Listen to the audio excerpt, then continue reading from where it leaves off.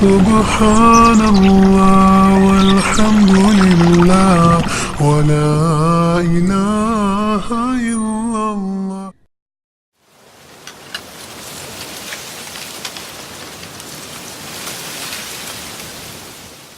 السلام على رسول الله وعلى آله وأصحابه ومن والاه. الآن نبدأ بالطالب الأخ ياسر الذي أتقن العقيدة الواسطية كاملا ولله الحمد، وليتفضل مشكورا. بسم الله الرحمن الرحيم. الحمد لله الذي أرسل رسوله بالهدى ودين الحق ليظهره على الدين كله وكفى بالله شهيدا، وأشهد أن لا إله إلا الله وحده لا شريك له إقرارا به وتوحيدا، وأشهد أن محمدا عبده ورسوله صلى الله عليه وعلى آله وصحبه وسلم تسليما مزيدا. أما بعد، فهذا اعتقاد الفرقة الناجية المنصورة إلى قيام الساعة أهل السنة والجماعة، وهو الإيمان بالله وملائكته وكتبه ورسله والبعث بعد الموت، والإيمان بالقدر خيره وشره.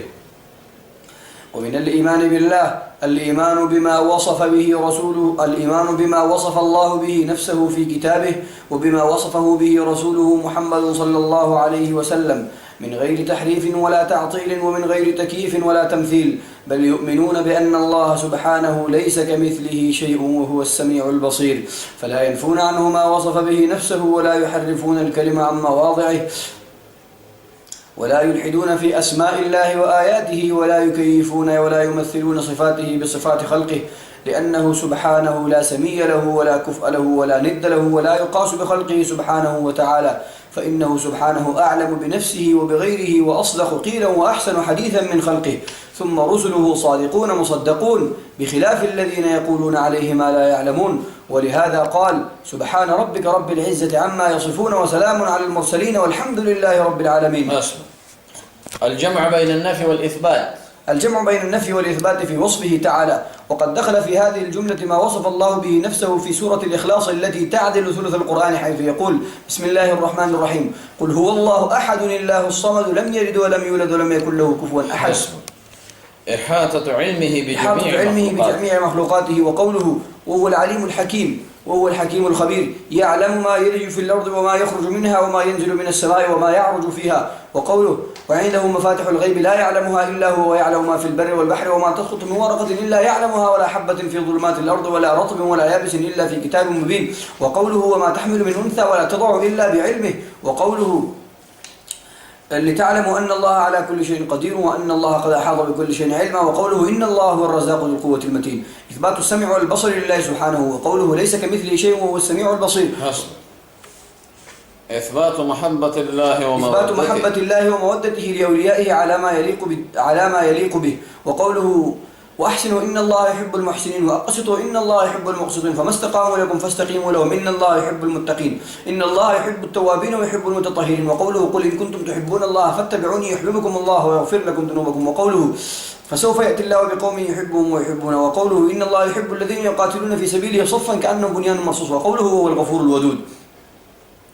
إثبات اتصافه بالرحمة والمغفرة سبحانه. وقوله: بسم الله الرحمن الرحيم: وربنا وسعت كل شيء رحمة وعلما. ذكر رضا الله وغضبه وسخطه وكراهيته وأنه متصف بذلك.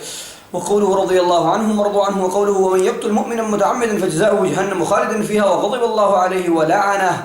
وقوله: ذلك بأنهم اتبعوا ما أسخط الله وكرهوا رضوانه. وقوله: فلما آسفونا انتقمنا منهم. وقوله: ولكن كره الله بعاثهم فثبطهم. وقوله: يا كبر مقتا عند الله أن تقولوا ما لا تفعلون. ذكر مجيء الله لفصل القضاء بين عباده على ما يليق به. إثبات الوجه لله سبحانه. وقوله: ويبقى كل شيء هالك إلا وجهه. وقوله: ويبقى وجه ربك ذو الجلال والإكرام. إثبات اليدين لله سبحانه. وقوله: ما منعك أن تسجد ما خلقت بيدي. وقوله: وقالت اليهود يد الله مغلولة غلت أيديهم ولعنوا بما قالوا بل يداه مبسوطتان ينفق كيف يشاء. إثبات السمع والبصر لله سبحانه.